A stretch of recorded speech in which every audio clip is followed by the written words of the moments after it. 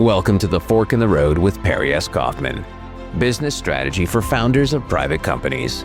This is the place to evaluate where you are and where you're going on the business lifecycle journey. Good afternoon and welcome to the Fork in the Road podcast. I'm Perry Kaufman, your host, and this is where we hear real-life stories of visionaries who are pursuing what I call the founder's journey. It's very exciting, and today we have Patrick Murphy, who is a co-founder of a company called Maket. And this is actually an AI floor plan studio. And I have a little bit of sense of what that means, but I'm looking forward to learning a lot more. So welcome, Patrick. Thanks for being here. Thanks for having me, Perry. Great. So Patrick, I think you probably know I have this, vision of the business world in stages and business life cycle. And we're going to loosely kind of walk your story through that whole process. Fantastic. But before we do, I want to start with what I call the pre-founder's journey and ask you just to tell us your story, start wherever you want, that led you to the moment where you wanted to be an entrepreneur. Yeah. So thanks for having me first and foremost.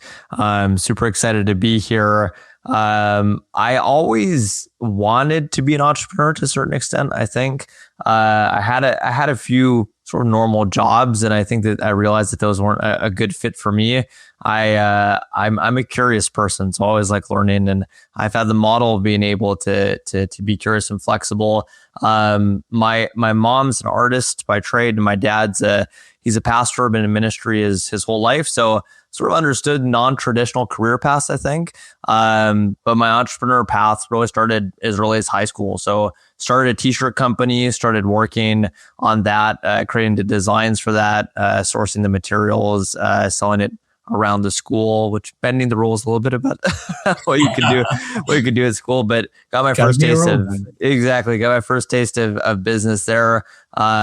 We didn't lose any money. We didn't make any money. We're sort of just break even, but learned some good experiences there. And then I, within my university years, worked for a digital marketing agency. It's sort of employee number one within that organization, and saw a lot of how an organization works. Right at the same time as doing a degree in communications, I also did a degree in graphic design. So I had sort of the technical knowledge and was learning sort of the theoretical knowledge around communication skills, and really founding a business.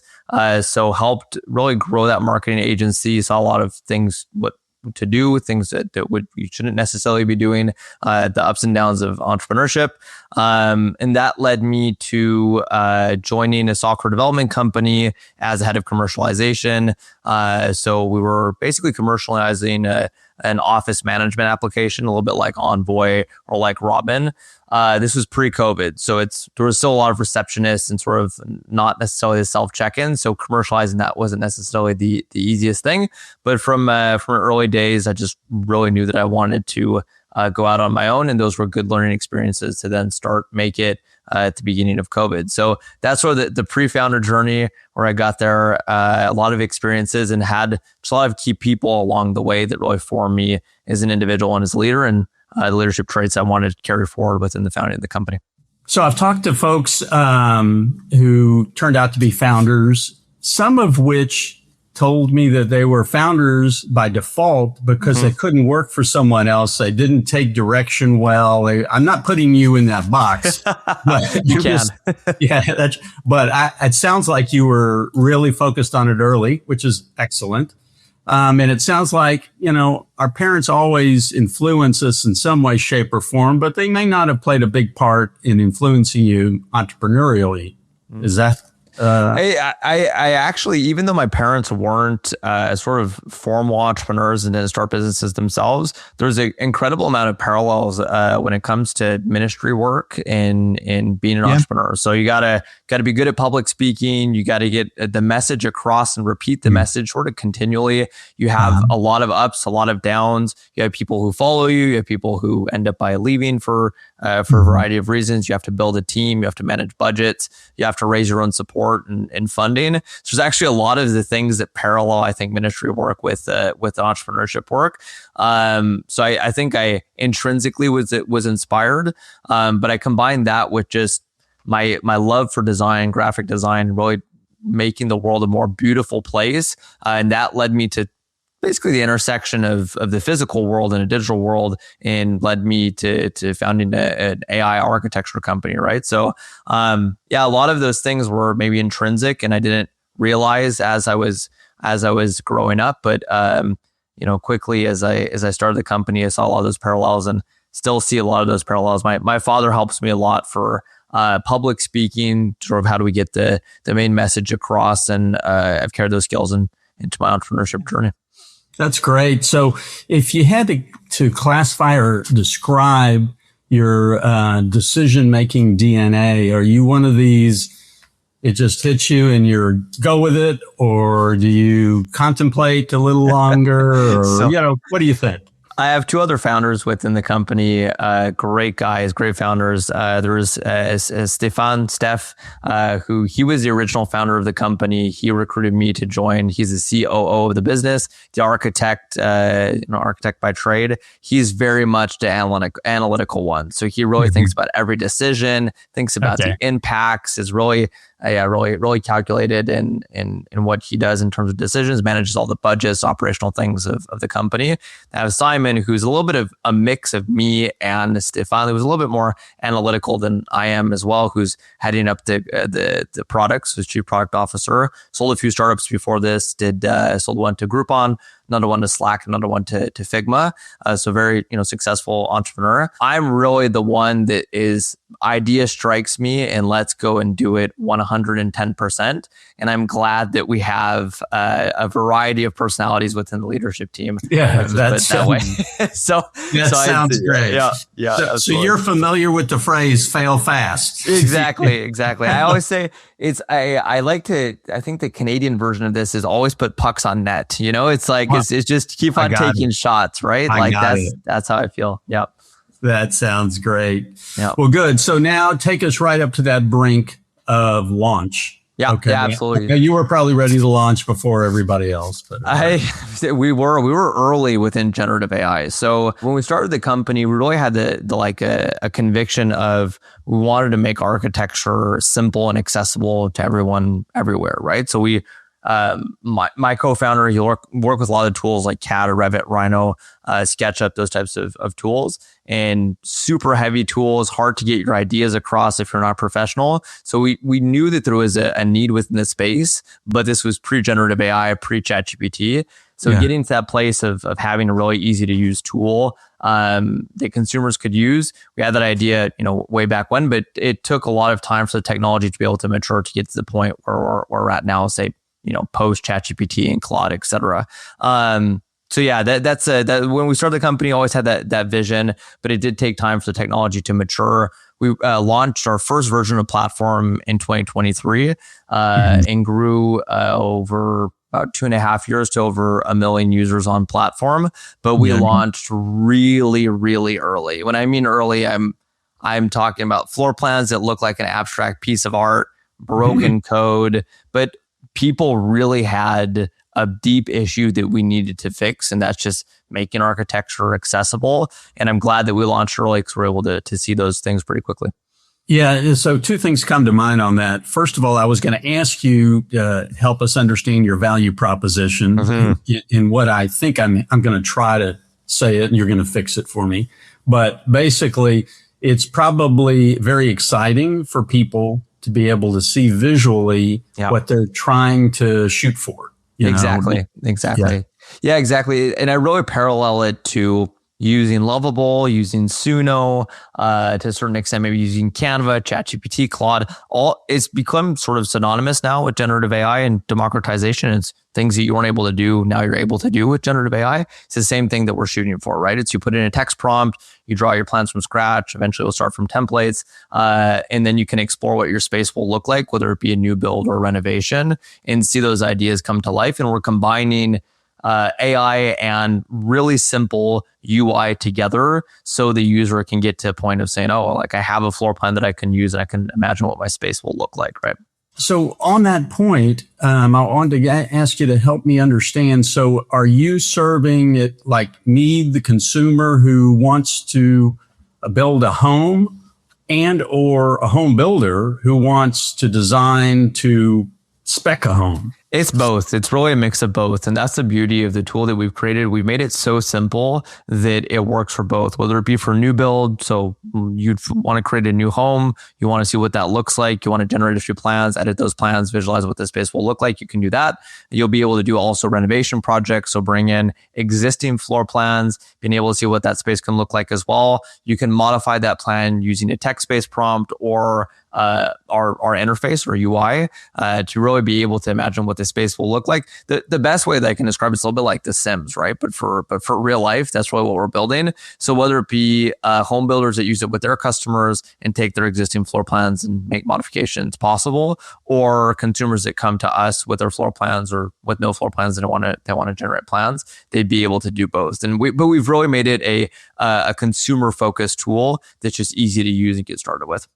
Okay. And so not to be too detailed, but just to have the visual again for me, I'm very visual. Is it? So I might sit in front of my computer and, sign in and start answering questions? Exactly. Yeah. So we have a 0 to 1 flow that we call, where you can start in a few different ways. You can start from scratch, where you can generate a floor plan. We ask you things around square footage, what your room types need to be, what your building shape will be. And you can generate a floor plan based off of that. And then you can make the modifications to the plan like you want. You can also start your floor plans from scratch and start drawing the floor plan using our draw wall tool, be able to furnish that plan as well. And then we're also going to have the ability to then go via a template. So there's a few different ways that you can start, but usually within a few minutes, you get a floor plan that you can use and that works and for your space and what you're looking for. So it's really made for as a creative tool.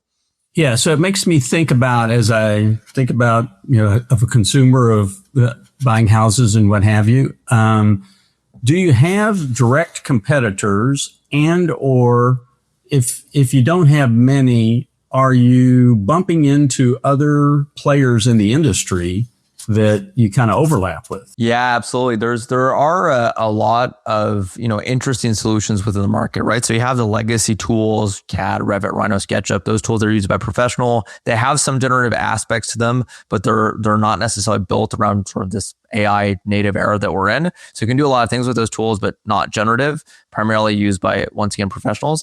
You have consumer tools that are appearing more and more, but those tools often don't have the context that we've had and we've been able to accumulate over the last few years, right? So we really understand what people are trying to generate, how those plans should look. We have the architectural knowledge internally as well to be able to create an algorithm that really generates plans that actually work and are functional. So you do see some competitors, for example, that use just off-the-shelf image generation models or their own image generation models to generate a floor plan, but then there's not going to necessarily be the architectural cohesiveness within the plan. So we really go deep within what makes a good floor plan a good floor plan. We're building out evaluation benchmarks as well to be able to continue to refine those algorithms. So yeah, categorizing legacy tools and then yes, consumer tools, but don't have that breadth of architectural knowledge within the platform that we do. All right. Well, going back to my framing. So, the first phase is startup, and that's all about survival. So congratulations. You've whizzed through that one. There are ups and downs. There are times that we... Believe me, I know. It's never a free ride, but... Never is. But then you kind of get into this prove your business model, which in my mind, I describe as acceptance in the marketplace, ability to execute. And so when was that first moment, or how did you know that, hey, people are getting it, they're embracing it, and so forth? Yeah, I think that honestly, as we launched a product, as soon as we started turning on monetization, was in V1 in January of 2020 or January, February of 2023, we saw that people would pay for the solution, right? They really have a deep need for a solution within this space.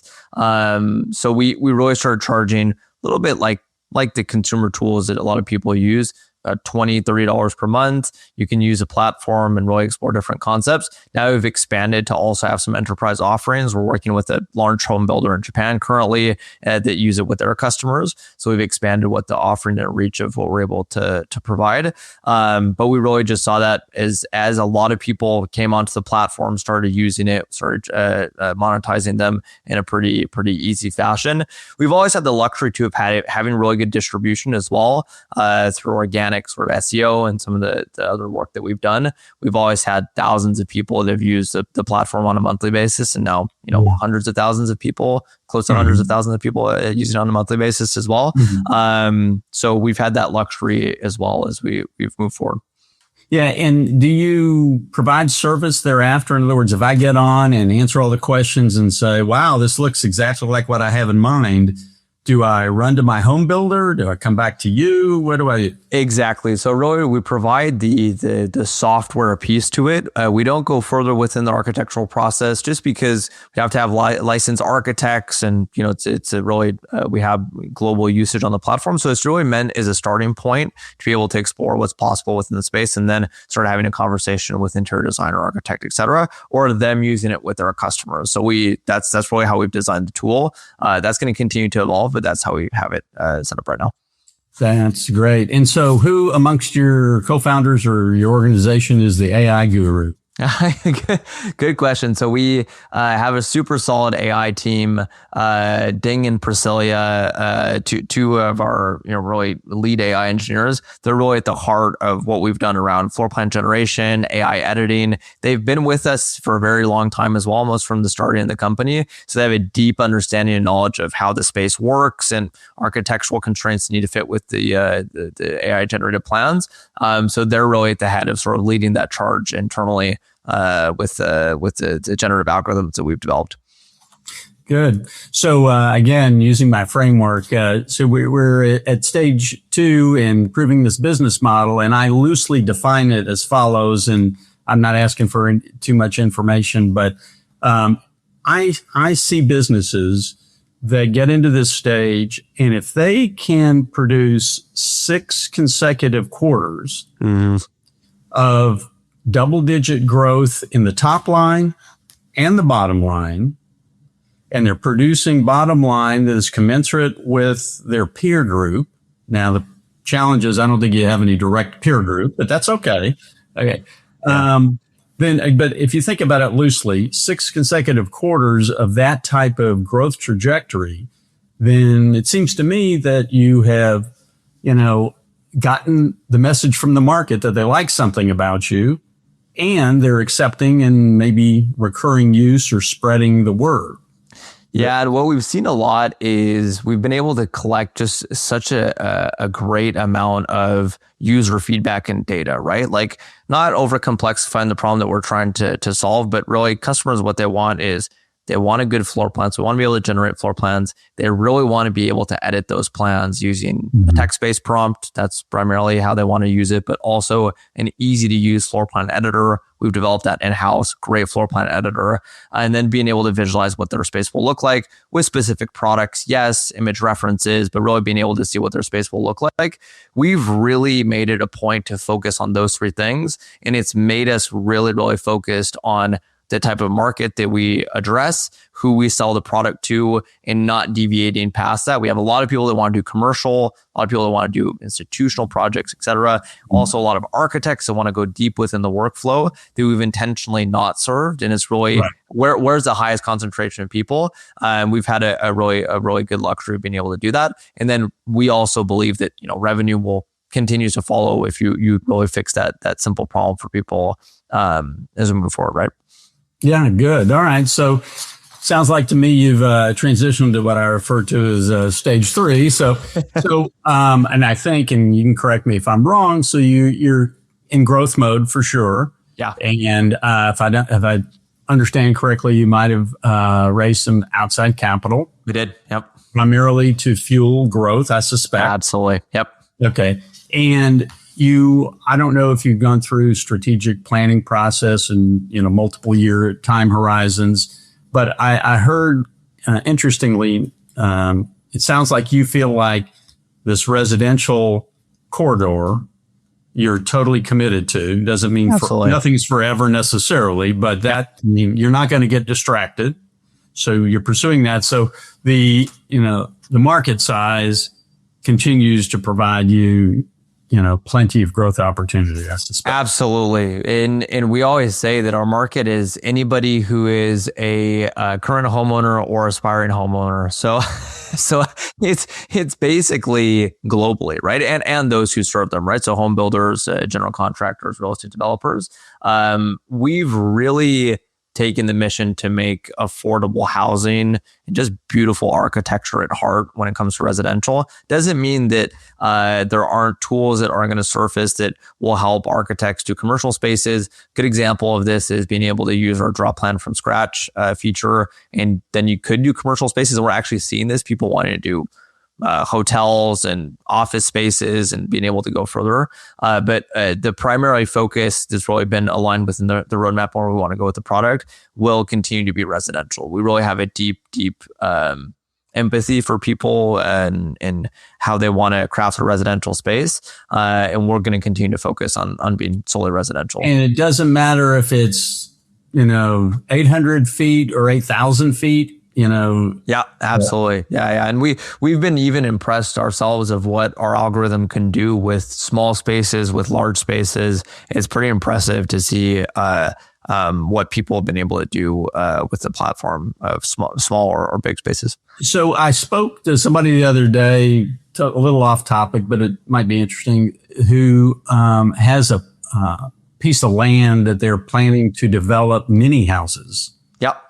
Okay. And so I didn't know if you've bumped into that at all, but that Absolutely. seems yeah. Absolutely. One of the things that we want to explore more is how do we use our space in a better fashion, right? And I'll use an analogy for this. I've spent a lot of time in Japan over the last year or so, and they optimize their land parcels in such a good way. And there is so much that we can be doing with existing land spaces, especially when it comes to ADU. ADU units are more and more becoming accessible, affordable, and there's zoning codes that are changing to allow more ADU construction. So that's one path that we do see, and we're seeing more usage. We're going to continue to see more usage within the development of mini houses and ADUs, because the reality is that we need to build more houses and we need to house more people, and we don't all need huge mansions, right? That we can actually be building in a more effective fashion with a smaller footprint, and the platform is just going to be an avenue to that. So let's shift gears a little bit and talk about just what it's like to be a founder. Yeah. And, I'll let you tell me, but it's not always a smooth path.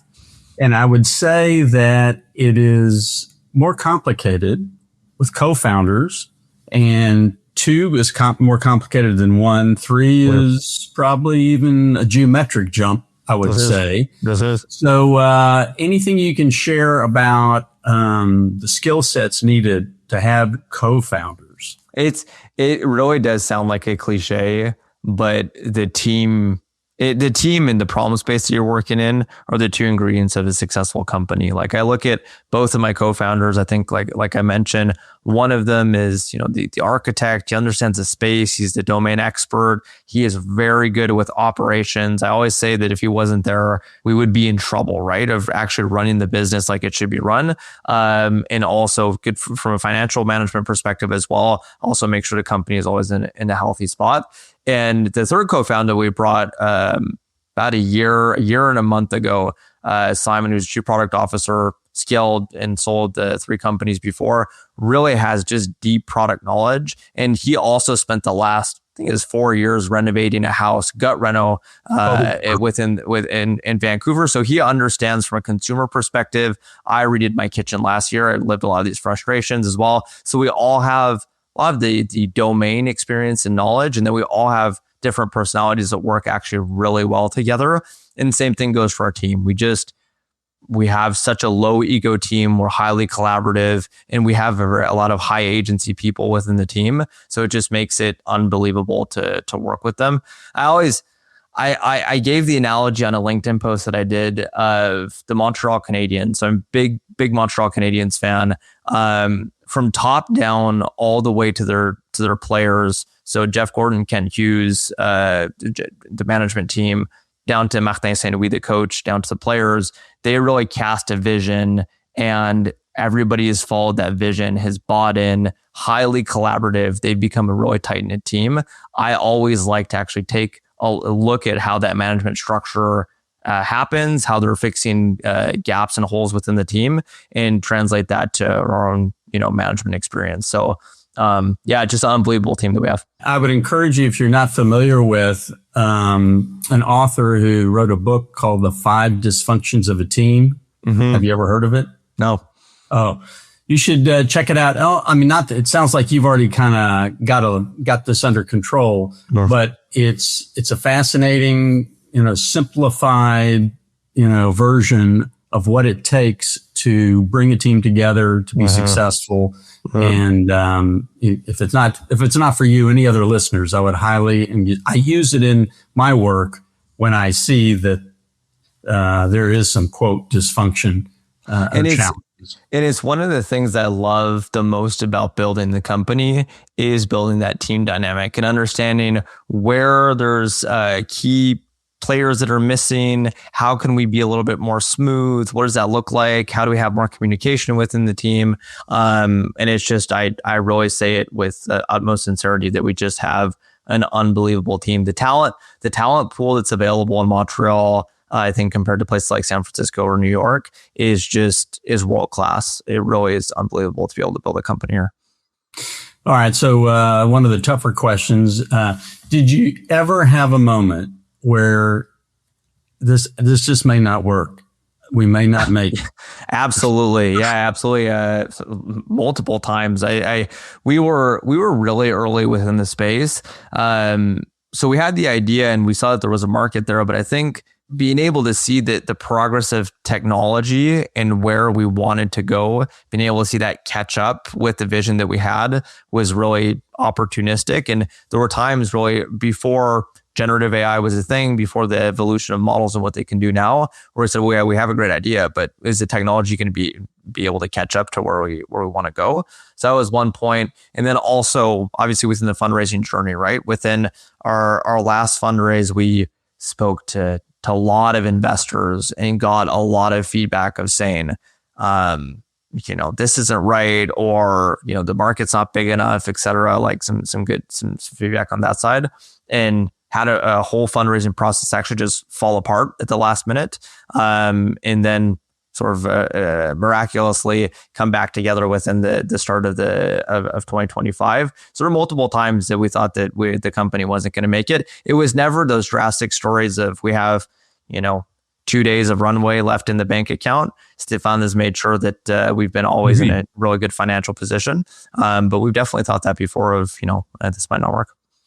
Well, but to complicate and follow up on my original thesis of 3 founders, that's a dynamic that's got to work well, and you've articulated that. But when you take in money, investors, that's another massive dynamic shift. Absolutely. Yep. How did the 3 of you think about that, and did you have differences of opinion on that?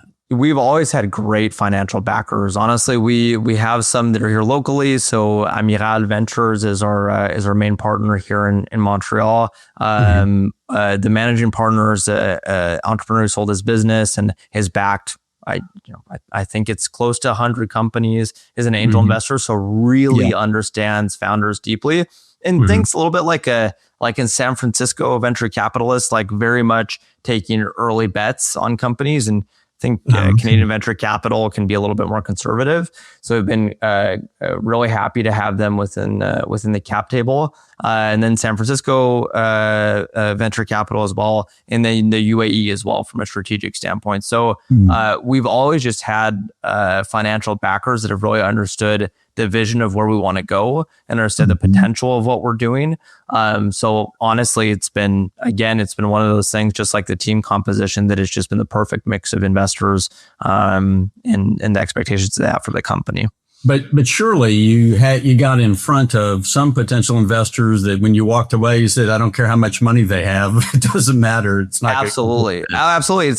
I always compare it to dating, right? It really is like dating. You can see, one of our early investors told us, we had this conversation early. It's if you have conviction, there's 100 reasons that you're going to say yes and none that you're going to say no. And if you don't have convictions, there's 100 reasons that you say no and none that you say yes. So within a first conversation, often within 5 or 10 minutes within the first conversation, you can see if a financial backer has conviction. They're going to lean in. The conversation is going to be easy. And then obviously there's going to be the due diligence that needs to happen. But you'll see that pretty naturally, and you'll see the opposite pretty naturally as well. So yes, we've walked away from conversations and saying, oh, could be a good fit for another founder, but definitely not the fit for us and the company. And that's fine. Sometimes I like to ask questions that are on a scale 0 to 10. Mm-hmm. So on a 0 to 10, with 0 being the worst experience of your life, mm-hmm. and 10, the easiest and best experience of your life. Yep. Tell me about the last 18 months. Yep. And then tell me what you expect for the next 18 months. Oh, that's a good question. The last 18 months, truthfully, has been, I think, a solid 8.5 or 9. Like, it's been really good. Like, we've really just seen growth in all of the key indicators that we want to. We're well capitalized. We have a great team. We're working in a great space. But what we want to build, we're not going to go into too much detail because we're keeping a lot of these things close to the chest. It's going to be an 11. Like, we have the ambition to just build a generational company that's really going to affect, millions of people, but, if not billions of people. So that's where we're at in terms of the 18 months. And where it was Patrick, maybe I was misguided how I asked the question. The reason I say that is you just set up a framework for all the aspiring entrepreneurs to look for a cakewalk. Well, there's been a lot of the flip side of that is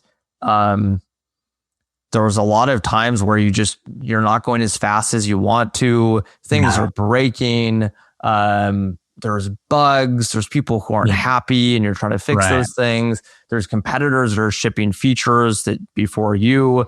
There's a lot of I think, am I at the right place, the right time? And, so definitely not a cakewalk. But if you take a look at zooming out as a whole, I always like to say taking assessments at a 3-month period. So working and then take a look at it quarterly. Where are we at now? Where am I going to be in 3 months? And then continuing to do that, continuously quarter over quarter. If you zoom out, then it does often represent usually an 8 or 8.5, but the micro day to day, there's days that are 1 or 2, right? Yeah. I was going to say, I think seriously, and if your co-founders feel similarly, which I suspect they very well may. Oh, they do. It's kind of a gift to be able to deal the day-to-day challenges that are inevitable, but still step back, see the bigger picture, and recognize that all the little pain points are just a part of the bigger picture that's getting absolutely so much better. Absolutely. And we've been really well surrounded as well with, Simon, who's sold 3 businesses before, and, now he joins us and he gets to build a 4th company, and with advisors around us and investors who've sold companies before. It's come back a lot of just enjoy the process, enjoy the journey. Yes, the destination is great, but the journey is going to be, it's up, it's down. It's 2 steps forward, 10 steps back, and vice versa. And it's just about enjoying the journey, right? So that's something that I try to remind myself on a daily basis. Yeah, no, and I think that maybe in that context, multiple founders is a positive because you support each other through because I'm going to guess that each of you have more or less difficult days on a daily basis because of the areas of focus in which you're working. Absolutely. And they usually don't coincide with the same day. If there's a day that I'm feeling a little bit more down, then Stefan, I have a good conversation with him, and Simon, and vice versa. I would highly encourage, people to not go at it alone, because I don't think it's a journey that's made to be gone at alone. You really need to have that support system from a co-founder perspective. All right. I'm going to give you a choice and ask you a question. And you can tell me before I ask the question, if I'm going to use a time horizon, do you want me to use 5 or 10 years? With how quickly AGI might be upon us, and I would definitely go for 5 years. Okay. All right. Good. So can you describe for me what the company is going to look like 5 years from now? That's actually a hard question to answer. I think that a few years ago I would have had a certain answer, and now with AI development and where it is, and being able to just do so much more with just a smaller staff of people, a small core team. I'm not going to go into too much detail because we have a pretty extensive roadmap and want to keep that pretty close to the vest. But I'm not asking for details. At a high level, it's just making the home design and planning experience just feel magical, like just making it feel unbelievable, whether you be doing a new build in Turkey or in Brazil, or if you're doing a renovation in North Carolina, you're going to have a great experience. It just feels like magic and feels easy. That's the goal of the company and really making it. My takeaway from listening to that, which I really appreciate, is that you truly are passionately committed to this residential solution. Absolutely. Rather than so excited about the technology that you can splinter it into doing so many other related things. Yeah, absolutely. And I think that, with what we're seeing with an AI development, I always say that, a lot of the moat that we're seeing is, yes, the context we're able to build up around the technology and being able to feed the models properly and being able to steer them in the right direction. But for that, you need to have distribution. To have a good distribution, you need to have a good brand, and being able to stay on brand and what you represent and create that distribution flywheel. Those all go hand in hand, right? So that's why we've been really focused on the residential space. Again, we have a lot of requests for commercial, but for the time being, we're very much focused on residential. I'm going to ask you to confirm something that is part of my thesis, but if feel free to give me your real opinion. Again, you have this positive, potentially challenging multiple founders. Okay. Mm-hmm. And you've already explained how well it's worked for you and how it's a positive in terms of supporting and bringing each other through a difficult day when the other one doesn't have one, and so forth. And yet I work with a fair number of sole founders. Mm-hmm. And what I found that there's a massive number of successful founders of companies they're continuing to lead. Mm-hmm. And it becomes kind of a lonely seat to sit in when they're alone. And I view myself with the experiences I've had and my focus area to be a great objective and unbiased, supporter or brainstorming partner with them. Mm-hmm. Mm-hmm. And sometimes they're a bit resistant because, I don't know their business inside and out, and I don't profess to. Okay. Mm-hmm. But a sounding board in those instances is where I think I can help people. You have that kind of built in, so which is really nice. Yeah, absolutely. And we get it as well with our board members, our investors, our advisors. We just, again, this is a shout out to Montreal and the Montreal ecosystem, tech ecosystem. It's a small ecosystem and a lot of people know each other, but it's an incredibly tight ecosystem as well. And from the early days, we just got to know advisors, investors, friends became investors and vice versa. Investors became, advisors, consultants. It's a great ecosystem to work in because we have that support system just built in. Yeah, it's critically important. There's no question. And going back to my 0 to 10 scale, the founder's journey to date. Again, like a pretty solid, I think I'd maybe put that as like a solid, 7.5 or 8. I think I'll downgrade a little bit because the early days were tough. Like we didn't really know what to build, and we just learned a lot of lessons, and we learned them in sort of a slow fashion, I think. So yeah, that was that's definitely overall it's been a net positive, an unbelievable net positive. Yeah, that's great. I hear that a lot, but those early moments, you got to be resilient, or it may not be there. Then the next thing is, do you have 2 or maybe 3 little tidbits to share with aspiring entrepreneurs? Yes. So building distribution is incredibly important. We built distribution before we had a great product. So we had, with the V1, there was a lot of issues with the platform. We didn't fully deliver on what we were trying to build, but we knew that there was a market that was there. We built that distribution through the good old fashioned SEO, hard way. Also did it with some paid advertisements as well. So that's number one, is just as much as you can get distribution channels and build distribution. More and more AI experts are saying that as well, that the technology is not a moat anymore, but distribution is. So building brand and distribution is incredibly important. One question on that before we leave it. Yeah. Was it difficult to build distribution when you were still having the clunkiness with the product? We sort of caught lightning in a bottle, I believe. We were really early when it came to AI floor plan generation, those types of key terms on Google, and from an SEO perspective, got backlinked by a lot of different websites as well. So I don't know if I'd be able to replicate that type of distribution. So right place, right time. But that's early days how we were able to do it. So it was a little bit of luck. There's often luck that's involved in company successes. Persistence hopefully finds luck. Absolutely. Yep. Yeah. Let's say there was a football coach once that said, luck is when hard work meets opportunity.